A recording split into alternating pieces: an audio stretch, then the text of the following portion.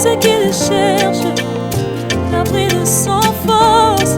Tu es le repos de mon âme, mon arbre de paix.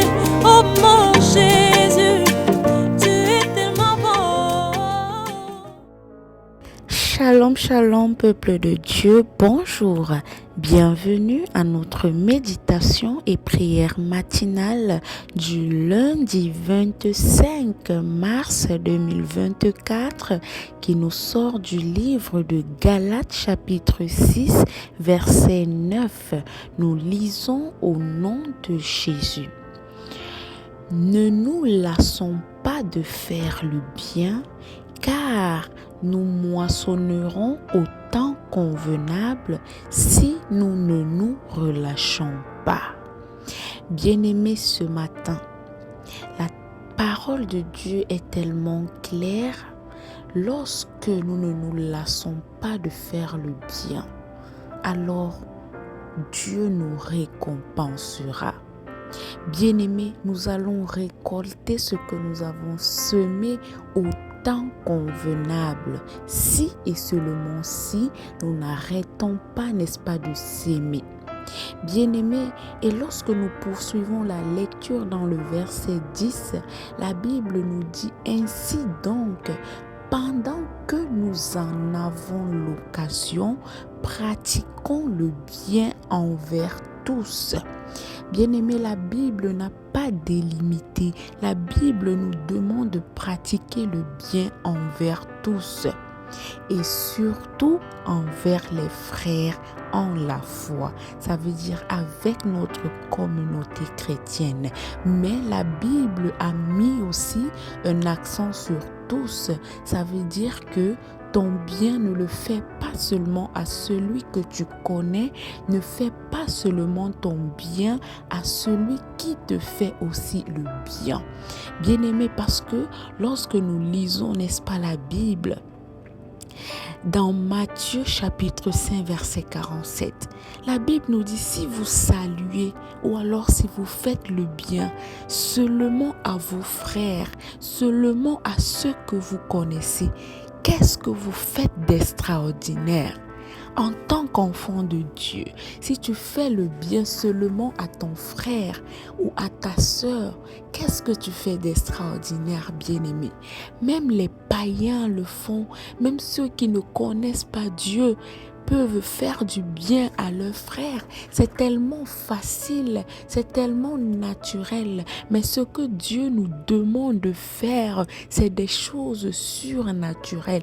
Il aimerait, n'est-ce pas, que toi, en tant qu'enfant de Dieu, que tu ne puisses pas, n'est-ce pas, faire le bien uniquement à ceux que tu connais ou uniquement à ceux qui te font du bien.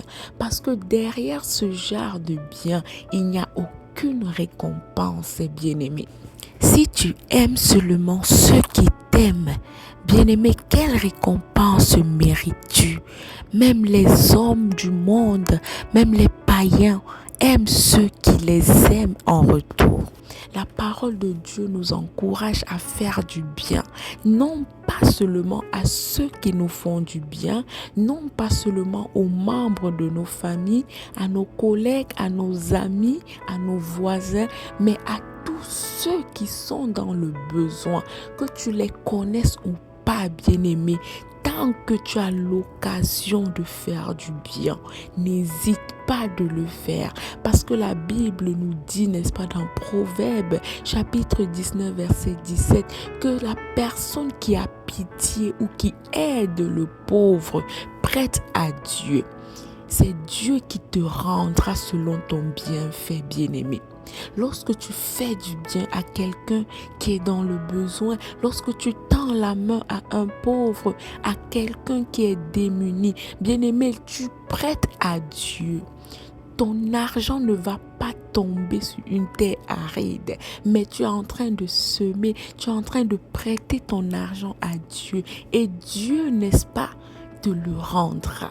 Dieu ne fuit pas avec les dettes. Il te rendra ton bienfait au temps convenable. C'est pourquoi, bien-aimé, il faut faire du bien aux autres.